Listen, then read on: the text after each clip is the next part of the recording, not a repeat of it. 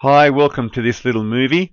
This is Friday night's GT Club race from Race Department in a mixed group of GT cars, and I wanted to post this just to show really how much fun we're having, and just to talk a little bit about R Factor 2 and the tyre model and what it makes of the racing.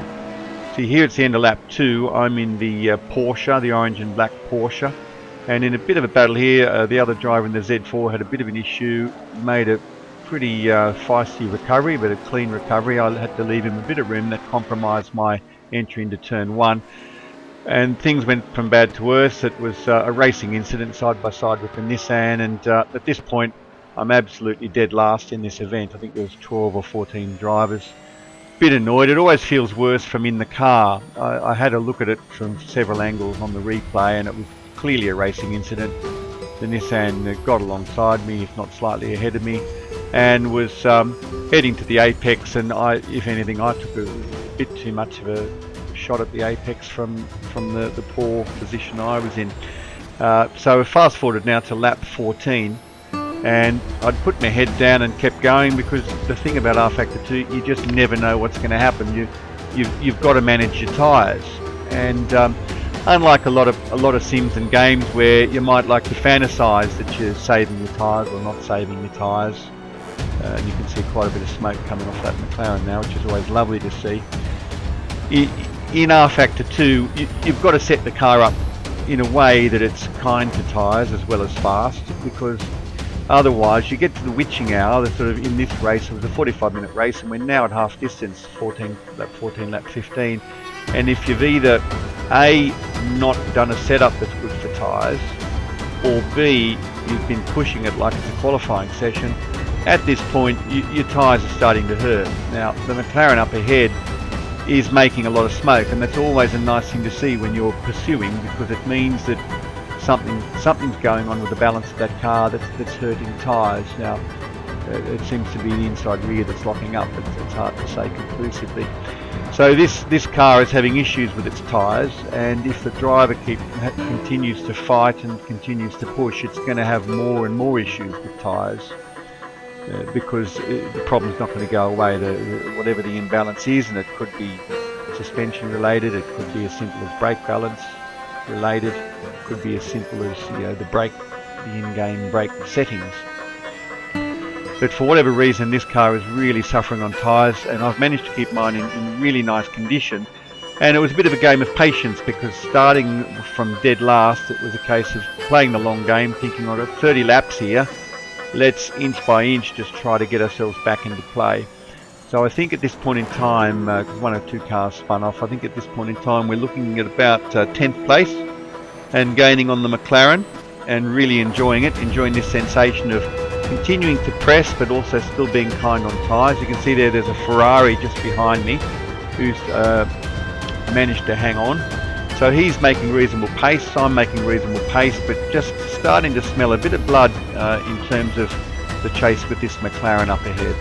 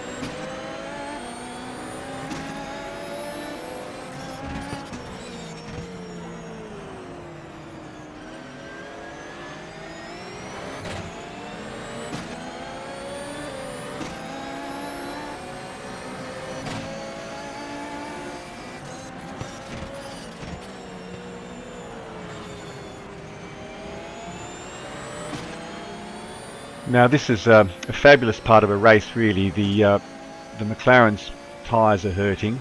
I'm gradually, inch by inch, getting a bit closer, and there's 13 laps to go. So while I'm in chase mode, also in tyre preservation mode, I need to do 13 laps more. And anything impatient or hasty, and we just managed to get a bit of a free pass there on the Nissan GTR, and any impatient or aggressive moves I make at this stage of the race are really are gonna come home to roost in the final few laps, because that's when your tyres are really going to go off. So it's a case of chasing, but chasing with a bit of circumspection, a bit of patience. And we know that the at this stage of the game, the Porsche, my car, the Porsche, has got an edge on the McLaren. That edge isn't going to go away, so we want to be patient. I suppose it's a bit like fishing for a 50-pound fish with a 10-pound line. You just do it little by little, and there's no need for anything stunning or heroic. We just know we've got an edge in acceleration, we've got an edge in braking, and the 911 brakes beautifully as long as you keep it perpendicular, because the weight shift forward balances out the braking load on all the tyres, and that's one of the secrets of the 911's braking. You can be very aggressive on brakes as long as you keep everything perpendicular, so that flat six engine doesn't want to overtake the front tyres. And we've got a nice clean pass there. The McLaren driver's drives very clean, doesn't do anything crazy to defend. Now back in the Godzilla, and to explain Godzilla, in the 90s in Australia at Mount Panorama, when the Nissan GTR first arrived, piloted by a superb GT car and touring car driver called Jim Richards, because it was from Japan and because it was a monster, it was nicknamed Godzilla by the Australian press. So any Australian a Nissan GTR is always Godzilla. And this Godzilla is clearly quick. It was the quickest car available here for this race, and so it's after the spin is somewhat out of position and really in the hunt to get back up the field.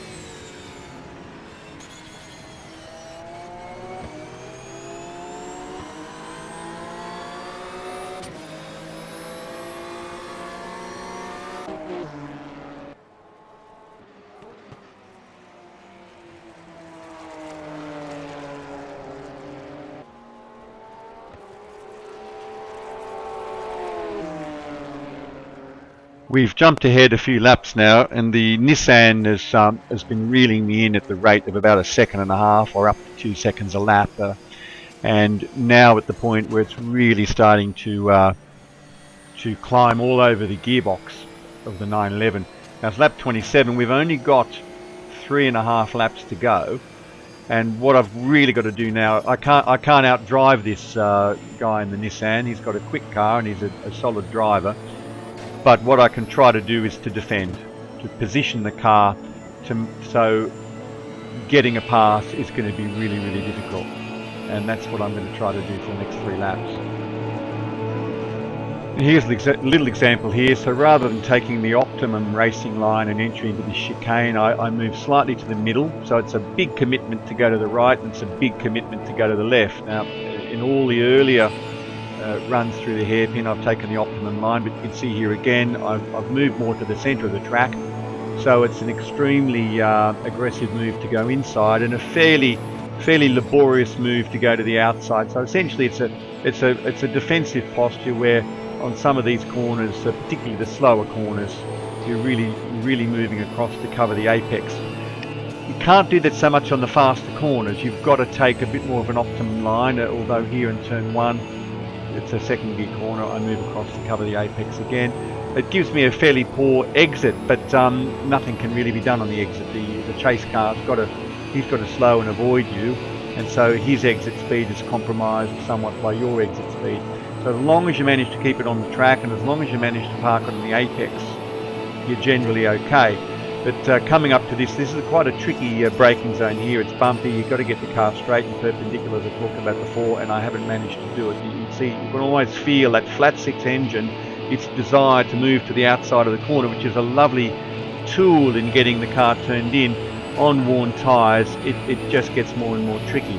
So he's through, the GTR is through, and at this point in time I'm just wondering, is he going to pull away? Is he going to really just sort of leave me for dust? But in fact, perhaps his tyres have gone off a little bit, and I'm managing to stay close enough to certainly give him awareness that I'm still there, give him a little bit of a headache, give him pause for thought. And all I can do at this stage is to push and push and push and try and stay close enough that I can perhaps, give the tiniest little bit of pressure and make him push as well.